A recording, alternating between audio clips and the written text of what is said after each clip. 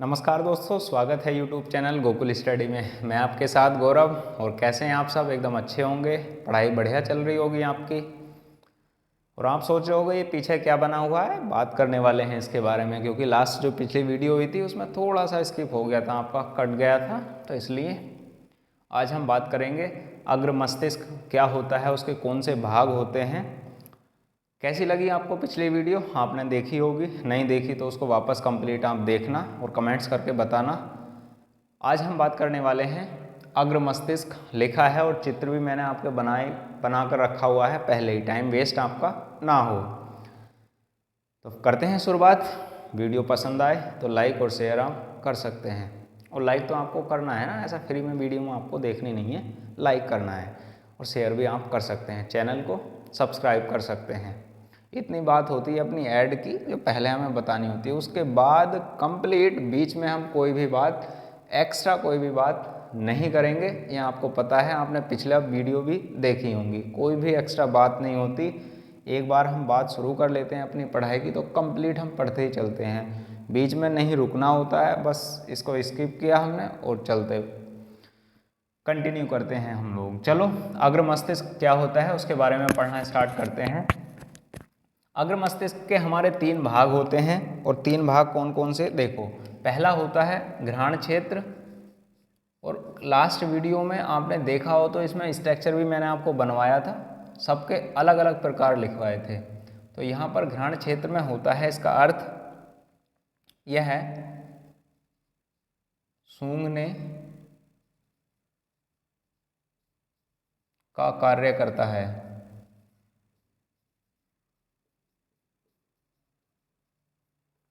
और यह है मस्तिष्क के साथ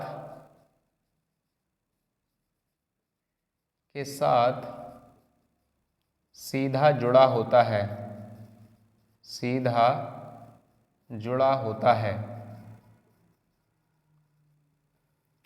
और उसके बाद यदि अगले पॉइंट की बात की जाए घ्राण क्षेत्र में, तो अगला पॉइंट इसके बारे में होता है जो घ्राण क्षेत्र है। घ्राण ही लिख दिया मैंने, ओनली घ्राण क्षेत्र है ये। यह है मानव में कम विकसित होता है कुत्तों और शार्क की अपेक्षा। तो यह है मानव में कुत्तों तथा शार्क की अपेक्षा कम विकसित होता है,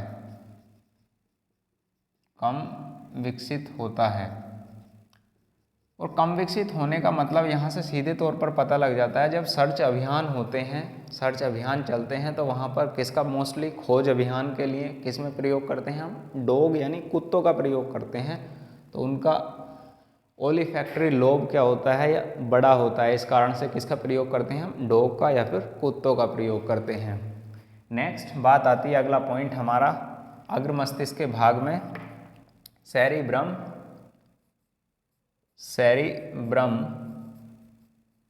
या फिर इसको बोलते हैं प्रमस्तिष्क। क्या होता है प्रमस्तिष्क?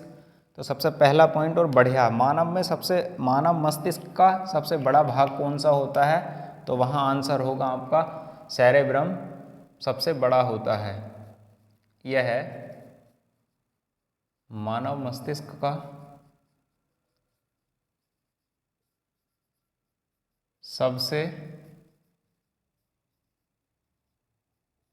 बड़ा भाग होता है।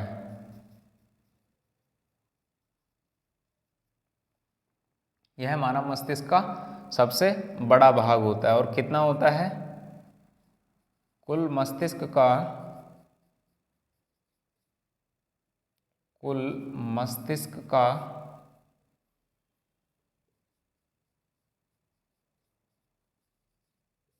2/3 होता है। कैसा होता है? 2/3 होता है। और सेरेब्रम या प्रमस्तिष्क ही जो ये भाग है अपना, ये वाला, वो अगले मस्तिष्क को और पश्चिम मस्तिष्क को भी जोड़ने का कार्य करता है। तो यह है जोड़ने का मतलब यहाँ से देखो, ये कंप्लीट की मैं बात करूँ, ये कंप्लीट वाला, और मध्य मस्तिष्क ये होता है और पश्चिम मस्तिष्क होता है हमारा ये हिस्सा, पॉन्स, मेड्यूला, और ये इस तरीके से डिवाइड करते हैं हम इसको, इस तरीके से, ये वाला हिस्सा और ये वाला हिस्सा। लाइन लाइन का मतलब आप समझ गए होंगे। ये वाला कंप्लीट जो हिस्सा होता है ये अग्र मस्तिष्क में शामिल होता है, और ये आपने देखा होगा मध्य मस्तिष्क है ये बीच वाला हिस्सा, और निचला वाला हिस्सा कैसा है, पश्चिम मस्तिष्क, पॉन्स, मेड्यूला, अनुमस्तिष्क, और मेरुरज्जु भाग होता है एक, और मध्य मस्तिष्क में ओनली मध्य मस्तिष्क। मध्य मस्तिष्क के साथ ही हाइपोथैलेमस जो अग्र मस्तिष्क के निचले भाग में होती है, उसकी बात करेंगे अभी। डाइसेफेलोन के साथ जुड़ी हुई होती है हाइपोथैलेमस। तो यह है मस्तिष्क को जोड़ने का कार्य करता है।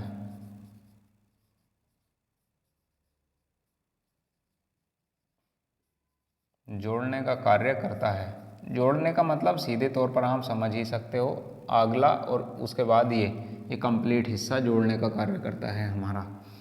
अब नेक्स्ट आती है हमारा जो प्रमस्तिष्क है। प्रमस्तिष्क के बारे में एक अच्छा और अगला पॉइंट आता है हमारा कि इसके भाग या कार्य क्या होते हैं। तो इसमें 4 प्रकार के 4 टाइप होते हैं इसके, और सिंगल उसके हम बात करते हैं कि जो क्या क्या विचार के संबंध में क्या बात आती है, तो इसका कार्य क्या है। तो पहला, सबसे पहला इसमें विचार आते हैं।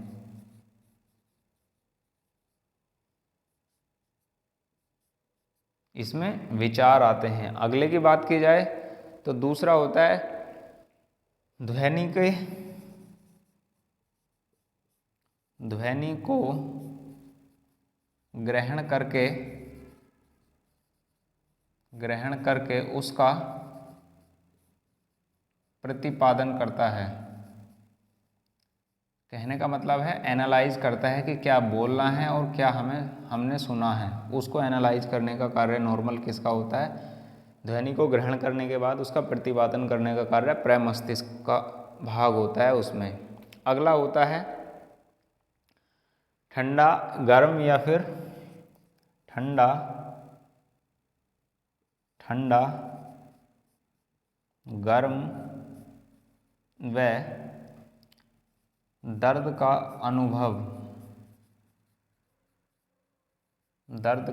अनुभव होता है। अभी नॉर्मल अभी हाइपोथैलेमस भाग के साथ आएंगे। ग्रंथि का नाम हाइपोथैलेमस है, तो उसमें क्या क्या अनुभव हमें होते हैं, तो वहाँ भी आपको अजीब लगेगा कि वहाँ भी ऐसा मानव शरीर का ताप है, चाहे ये ऐसे विचार हों। प्यार व्यार क्या होता है, कोई प्यार नहीं होता है। प्यार क्या है, एक विचार आते हैं मन में जो उथल पुथल हाइपोथैलेमस भाग में चलती रहती है। अगला भाग होता है इसका जो दृश्य होते हैं, नॉर्मल दृश्य होते हैं, उनका एनालाइज, जैसे हमें इसको देखना है तो एनालाइज कर लेता है हमारा ब्रेन का ही हम एक मैप देख रहे हैं, चित्र देख रहे हैं, और ब्रेन को ही हम एनालाइज कर लेते हैं, ऐसा हमारा ब्रेन है। तो अगला भाग, अगला कार्य होता है इसमें ही, यह है दृश्य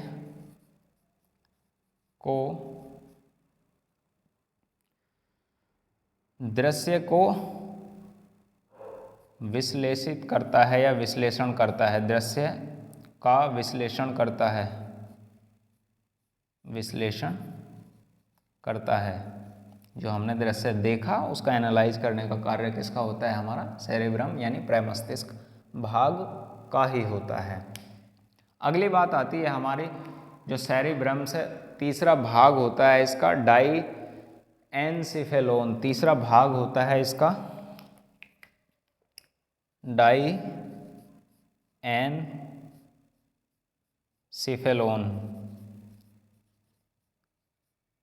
डाईएनसीफेलोन तो क्या है, डाईएनसीफेलोन होता है नॉर्मल तौर पर जो ये हमारा मस्तिष्क है ये कंप्लीट, इसका निचला वाला भाग यहाँ होता है, चित्र में नहीं बनाया मैंने वैसे उसको, ये वाला भाग होता है इसका ये।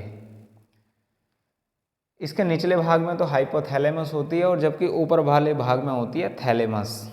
थैलेमस के साथ क्या होता है उसकी बात तो हम करेंगे पहले, पर आपको क्या याद रखना है, डाई एनसेफेलोन के साथ यह है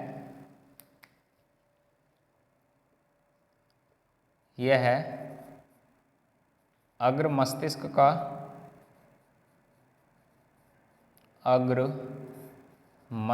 का सबसे पीछे का भाग होता है। ये टोटल ब्रेन का नहीं, ओनली अग्र मस्तिष्क का सबसे पीछे का भाग होता है।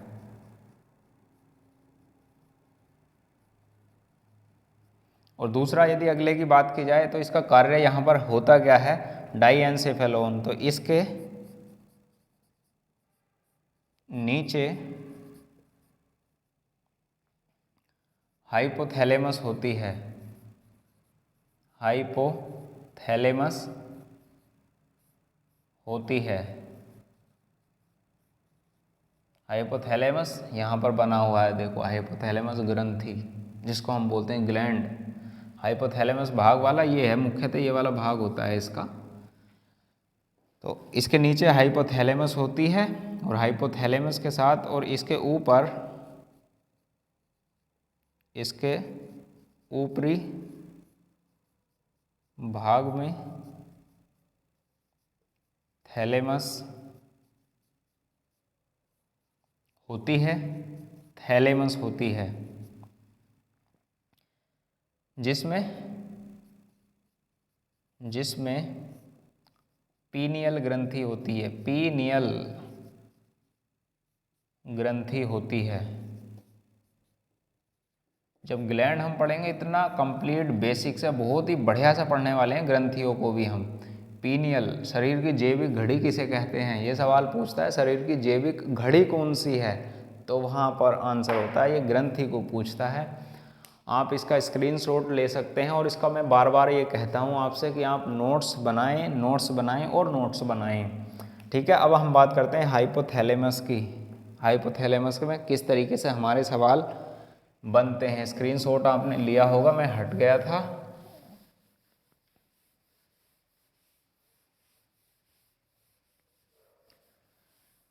हाइपोथैलेमस, पहला पॉइंट हाइपोथैलेमस के बारे में। हाइपोथैलेमस तो यह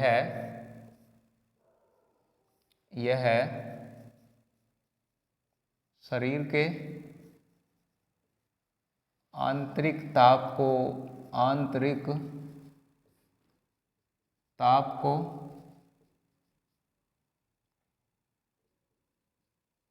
नियंत्रित करती है। ये बढ़िया पॉइंट है। भूख लगना, प्यास लगना,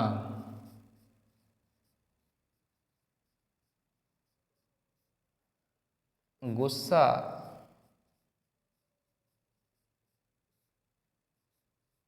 दर्द, प्रेम। अब भैया बात हमारी प्रेम पर आ जाती है। ये कैसा है, दिल तो यूं ही बदनाम है। बाकी हमारा काम कौन कर रही है, हाइपोथैलेमस।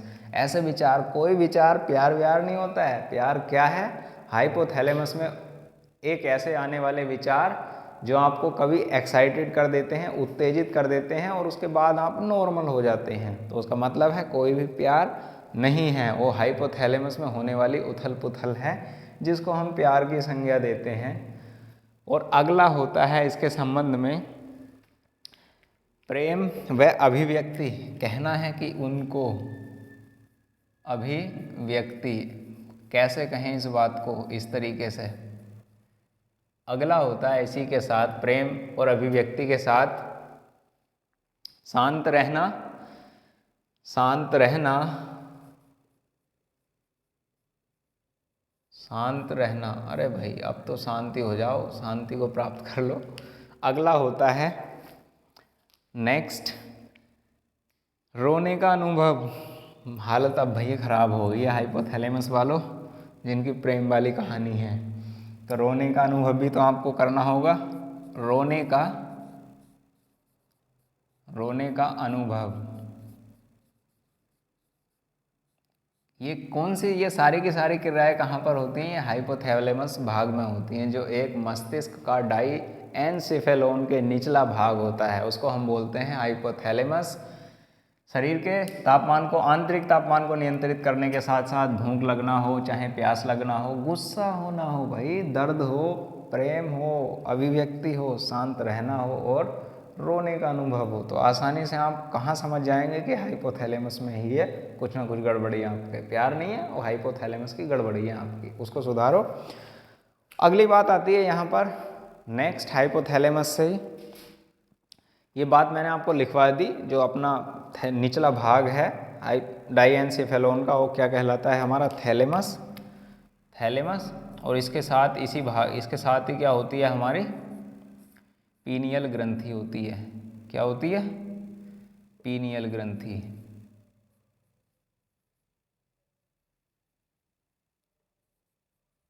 पीनियल ग्रंथि, और पीनियल ग्रंथि शरीर की जैविक घड़ी किसे कहते हैं? तो पीनियल ग्रंथि आंसर वहाँ पर होता है। क्या काम है ग्रंथियों का? वो सब पढ़ने वाले हैं कंप्लीट, चिंता करने की कोई बात है ही नहीं। बस आप लगातार पढ़ते रहो, वीडियो देखते रहो और शेयर करते रहो, बस इतना काम है अपने लिए तो, ठीक है।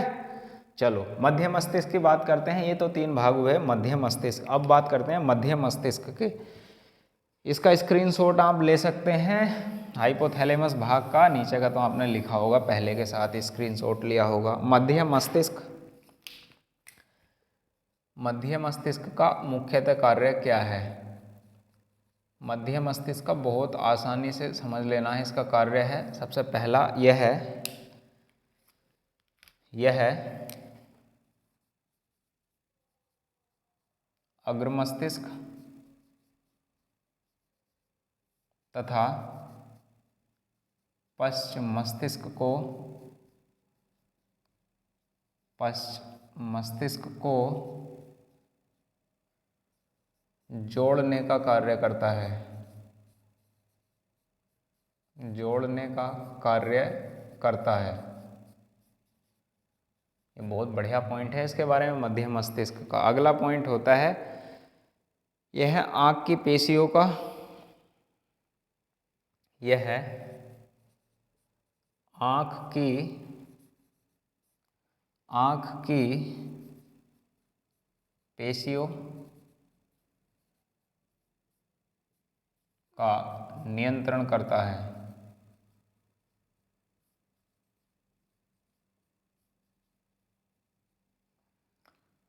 और मेरुरज्जु के साथ जुड़ा होता है, यह है मेरुरज्जु के साथ सूचनाओं को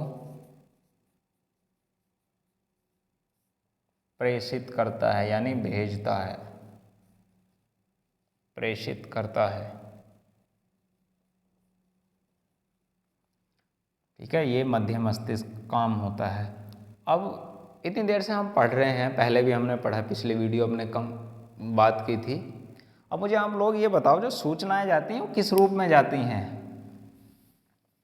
तो ये बात आप याद रख लेना,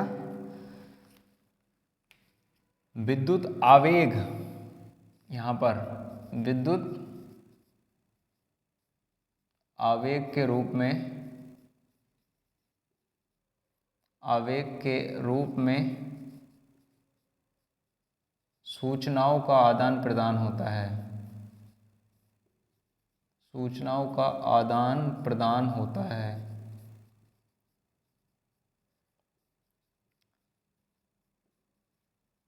इलेक्ट्रो इम्पल्स के रूप में सूचनाएं हमारी आती जाती हैं।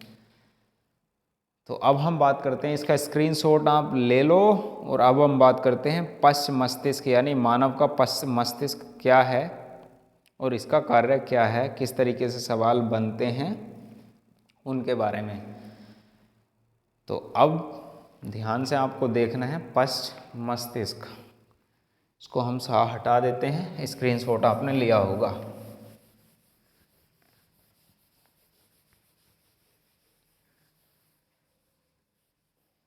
पश्च मस्तिष्क,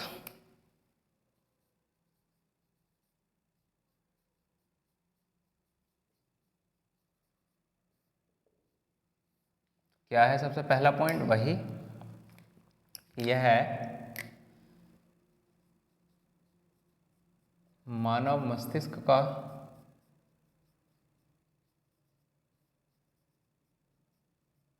सबसे पिछला भाग होता है। ध्यान से पढ़ते चल रहे होंगे उनको पता चल रहा है ये क्या मैं बार लिख रहा हूँ, पिछला भाग, और उसमें मैंने लिखा था वो अग्र मस्तिष्क का पिछला भाग है। ठीक है ना, ये बात आप लोगों को ध्यान से याद रखनी है। और इसके भाग हमारे कौन कौन से होते हैं? 3 भाग होते हैं इसके भी, और 3 भाग चित्र आपने बनाया होगा तो वहाँ भी लिखा था। कौन कौन से हैं? एक तो पहला भाग है अनुमस्तिष्क। अनुमस्तिष्क, चित्र में ध्यान से देखो, साइड में चित्र बना हुआ है। अनुमस्तिष्क कौन सा है? तो अनुमस्तिष्क हमारा है ये भाग जो फूल पत्ती की तरह बना हुआ है। अनुमस्तिष्क, इसको बोलते हैं सेरिबेलम। सेरिबेलम, वो था सेरिब्रम और ये है सेरिबेलम। ये ध्यान से देखना आप लोग। यह है मस्तिष्क का दूसरा सबसे बड़ा भाग होता है। सबसे बड़ा भाग होता है दूसरा। ठीक है, सेरिबेलम। और इसे ही लघु मस्तिष्क भी कहते हैं। मस्तिष्क भी कहते हैं। लघु मस्तिष्क की बात की जाए तो इसे ही हम बोलते हैं लघु मस्तिष्क, यानी छोटा मस्तिष्क। कौन सा होता है हमारा? अनुमस्तिष्क या सेरिबेलम। और क्या करने का कार्य करता है? यह शरीर को, ध्यान से पॉइंट, बढ़िया पॉइंट है ये वाला। अनुमस्तिष्क या सेरिबेलम यह है शरीर का नियंत्रण बनाए रखता है। नियंत्रण बनाए रखता है।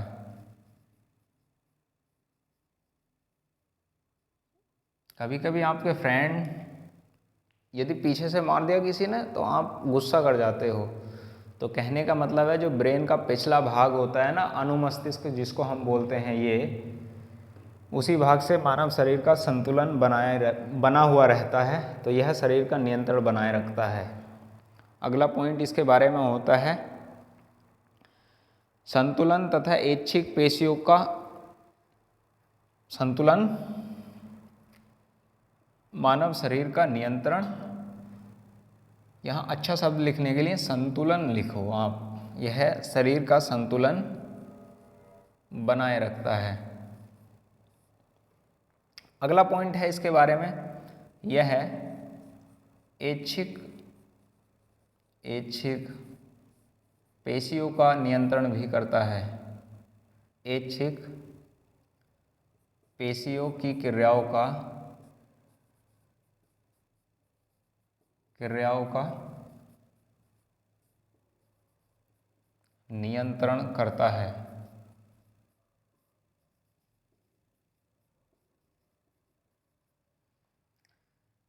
और इसके बारे में जो आँख होती हैं, आँख या फिर कान होते हैं, उनकी कोशिकाओं का भी क्या करता है? नियंत्रण। लिख लो यहाँ पर, आँख, कान की पेशियों का नियंत्रण करता है।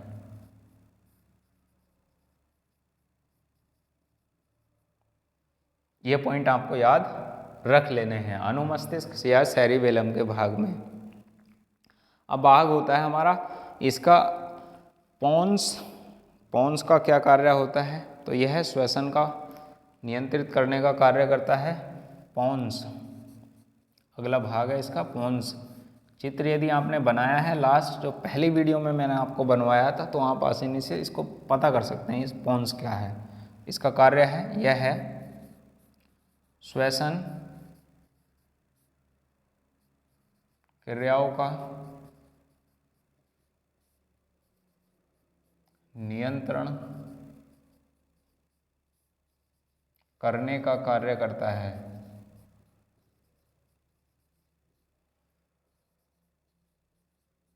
करने का कार्य करता है।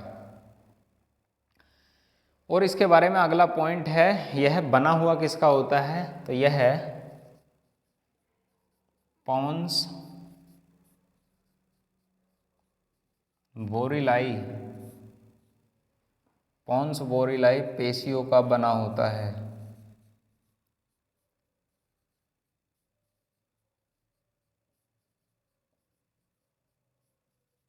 पोन्स बोरिलाई पेशियों का बना होता है। अब तीसरे भाग की मैं बात करूं तो तीसरा भाग होता है इसका मेड्यूला ऑब्लांगेटा। क्या है? Medulla oblongata. तीसरे भाग medulla oblongata. Oblongata. Medulla oblongata की बात की जाए तो क्या है, चित्र में आपको ध्यान से देखना है। मेडुला वहाँ पर बना हुआ है और इसका कार्य है, यह है बहुत बढ़िया है। इसके कार्य क्या होते हैं? मेडुला, ये है मेडुला भाग, तो यह है मस्तिष्क के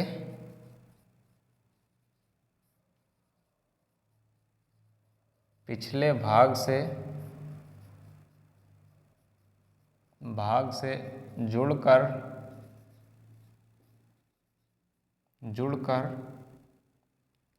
रीढ़, जो हमारी रीढ़ की हड्डी होती है जिसको मेरुदंड बोलते हैं, उसकी हम बात कर रहे हैं यहाँ। भाग से जुड़कर रीढ़ की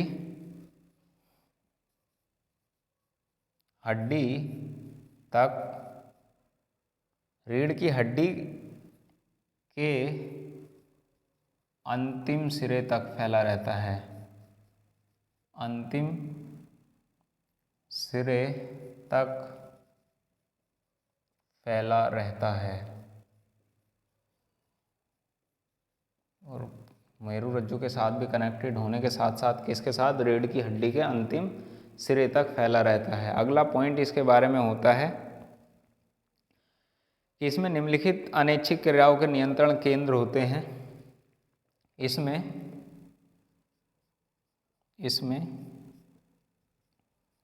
अनैच्छिक क्रिया का मतलब क्या होता है? जैसे श्वसन क्रिया हुई हैं, हार्ट हुआ, हमारा हार्ट बीट होता रहता है, हृदय धड़कता रहता है, वो अनैच्छिक क्रियाएं होती हैं। तो इसमें अनैच्छिक क्रियाओं का नियंत्रण होता है। अनैच्छिक क्रियाओं का नियंत्रण केंद्र होता है, ऐसे लिखेंगे आप तो अच्छा है। जैसे कैसे? पहला पॉइंट देखो इधर, हृदय केंद्र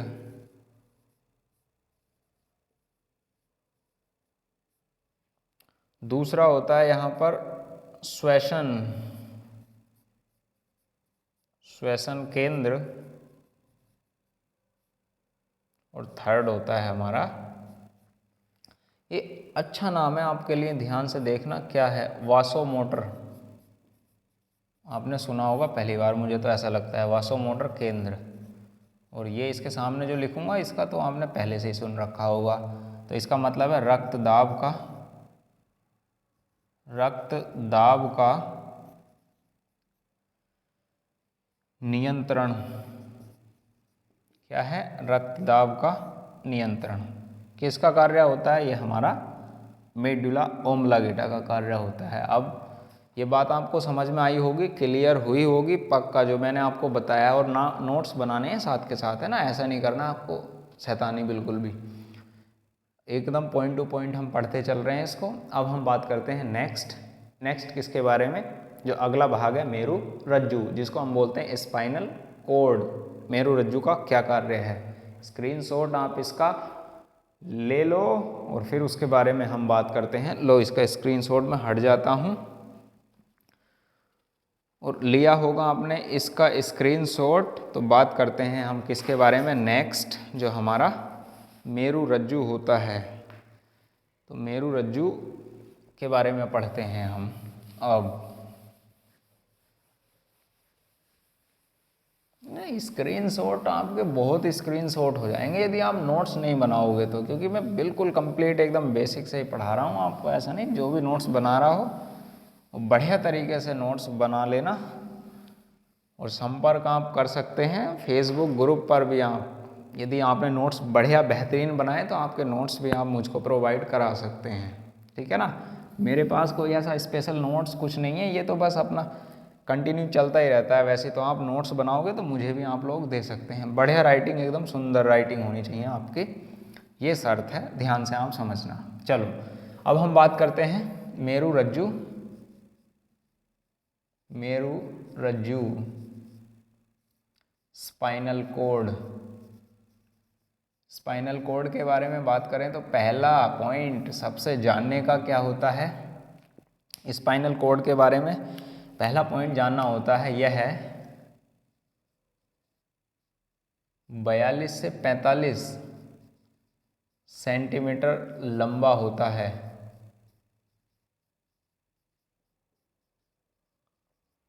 जो ब्रेन के साथ जुड़कर अंतिम कहाँ तक रहता है, मेरुदंड तक रहता है और लंबा होता है। और 2 सेंटीमीटर वक्षीय, यानी कि एक एरिया टाइप का जो कवर्ड होता है, जैसे ये है, ये 2 सेंटीमीटर वक्षीय मोटा होता है।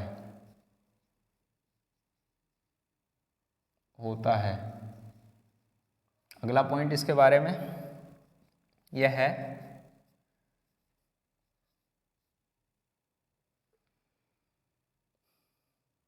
अगला नेक्स्ट पॉइंट होता है शरीर के, यह है शरीर के सभी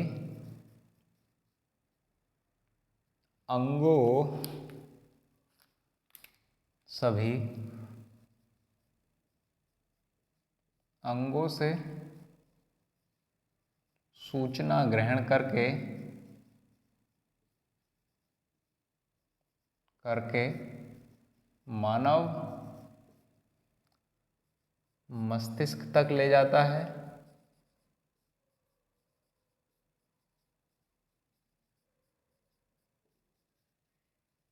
और वापस से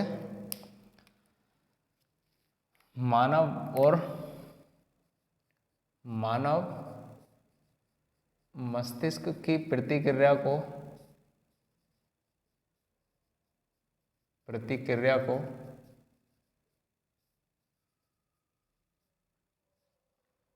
मानव मस्तिष्क की प्रतिक्रिया को वापस प्रभावित अंग तक ले जाता है, प्रभावित अंग तक ले जाता है। स्पाइनल कोड यानी मेरु रज्जु, ये बात आप लोग याद रख लेना। और यह है कब से कब तक कंप्लीट हो जाता है,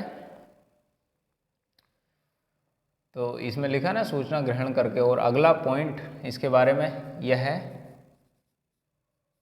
तंत्रिका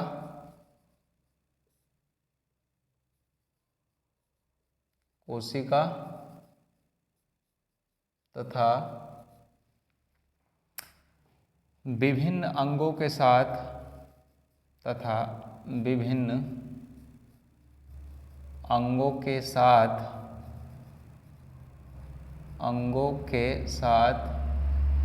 सेतु का कार्य करता है। सेतु का कार्य करता है, इसका मतलब सेतु का कार्य करने का मतलब वही है जो सूचना किसके पास आती है, मेरु रज्जु के पास, और उसके बाद वापस में उस प्रभावित अंग तक आती है। ये बात आप लोग याद रख लेना। अगली बात आती है हमारी, यह है इसकी वृद्धि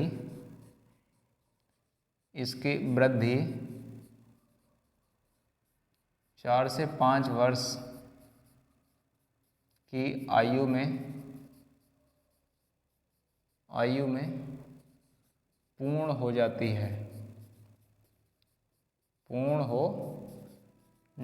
है, ये पॉइंट अपने को याद रख लेने हैं। किसके संबंध में? मेरु रज्जु यानी स्पाइनल कॉर्ड के संबंध में। इतने पॉइंट हैं जो एग्जाम में नॉर्मल आपसे पूछे जाएंगे। क्या कार्य है, इसको क्या कहते हैं, मेरु रज्जु का पार्ट किसका भाग है, तो केंद्रीय तंत्रिका तंत्र का भाग है हमारा मेरु रज्जु। अब हम बात करते हैं किसकी, स्पाइन जो स्वायत्त है, ऑटोनोमस जिसको हम बोलते हैं, उसके बारे में हम बात करते हैं।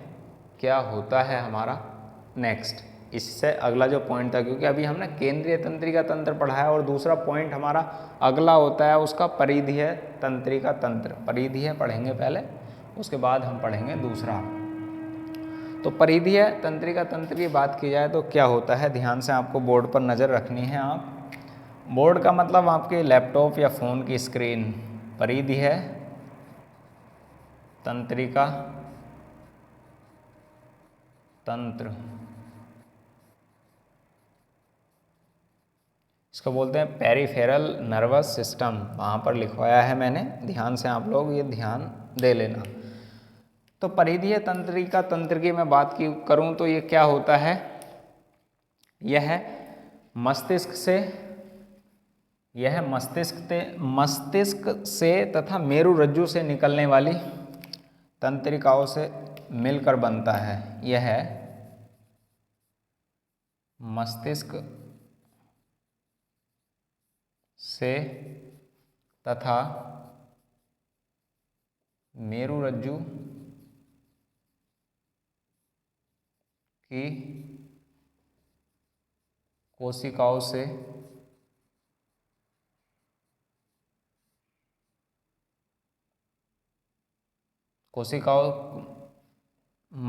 यह मस्तिष्क से तथा मेरु रज्जु की तंत्रिकाओं से मिलकर बनता है। क्या होता है? मिलकर बनता है। एक तो कपालीय तंत्रिका तंत्र बोलते हैं इनको, कपालीय तंत्रिका तंत्र होती तो ये ब्रेन के पास ही है, मस्तिष्क के पास ही, पर पहला जो टाइप होता है कपालीय तंत्रिका तंत्र जिसको हम मस्तिष्क से के साथ बोलते हैं, और दूसरा होता है हमारा मेरु तंत्रिकाएं। क्या होता है दूसरा?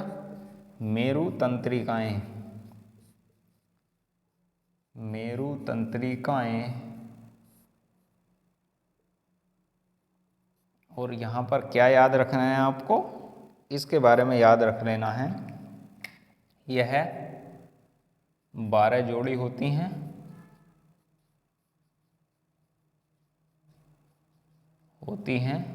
और दूसरा याद रख लेना, यह 31 जोड़ी होती हैं।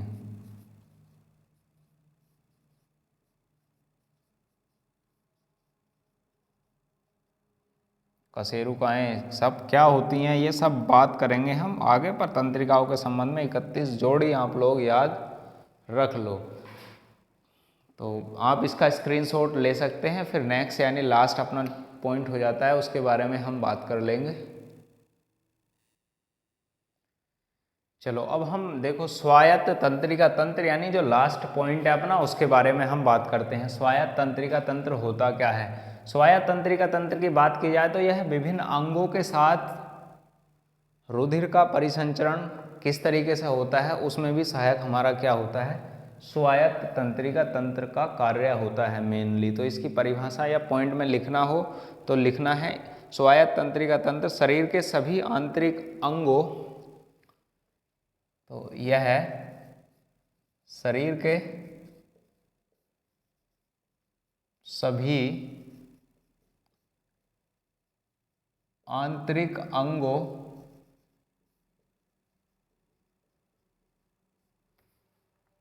व रुधिर रुधिर वाहिनियों की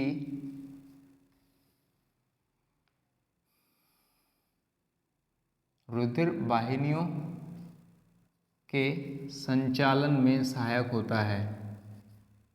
रुधिर वाहिनियों में रुधिर के संचालन में सहायक होता है, ऐसे याद रख लेना, संचालन में सहायक होता है।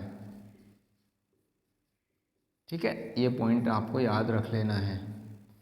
अब बात आती है हमारा ये कितने प्रकार का होता है, तो ये हमारा 2 प्रकार का होता है। यह है 2 प्रकार का होता है।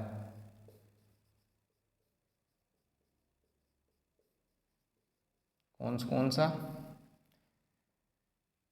साथ ही साथ लिख लेंगे एक अंग, इसके अंग का कार्य क्या है, लिखो, पहले लिखो अनुकंपी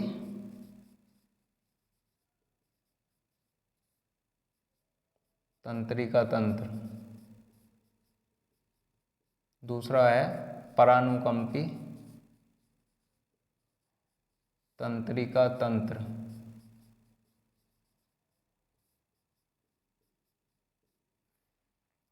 अब बात आती है इनके कार्य क्या हैं, ध्यान से समझ लेना है, पॉइंट बढ़िया पॉइंट होते हैं, एग्जाम में उस तरीके से सवाल नहीं बनता, फिर भी आ जाए तो।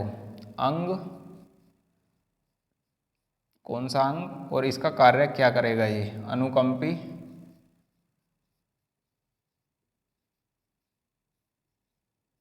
तंत्रिका तंत्र, और दूसरा होता है परानुकंपी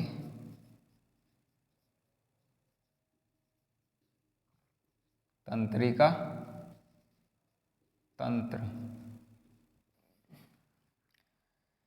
पहले अंग की मैं बात करूं तो पहले अंग का नाम लिखेंगे आप हृदय, और इसका क्या काम होता है, हृदय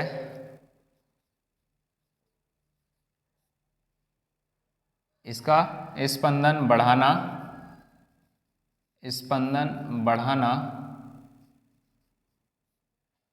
और ये होता है स्पंदन कम करना, स्पंदन कम करना। स्पंदन क्या होता है, इसका कार्य होता है स्पंदन हमारा कम करना, जो हमारा हार्ट है।